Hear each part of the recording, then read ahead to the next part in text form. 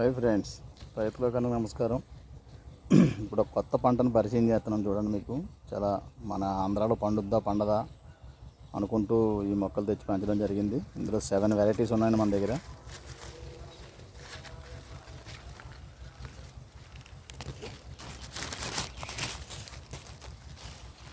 ఇదిగోండి, దీని పేరు వచ్చి అబియు. చూడండి ఫ్రెండ్స్, ఇది అబియు పంట అండి. మొట్టమొదటిసారిగా మన పొలంలో పండిన సప్తగిరి నర్సరీలో పండిన పండు ఇది. ఈ అబియు కూడా మన వాతావరణానికి, మన క్లైమేట్కి సహజ సిద్ధంగా పండుతుంది అని తెలిసింది. ఇప్పుడు మనం చూసుకున్నాం కాబట్టి అండి, ఈ అబియుని కూడా రాబోయే రోజుల్లో మార్కెటింగ్ పరంగా పెంచుకోవచ్చు.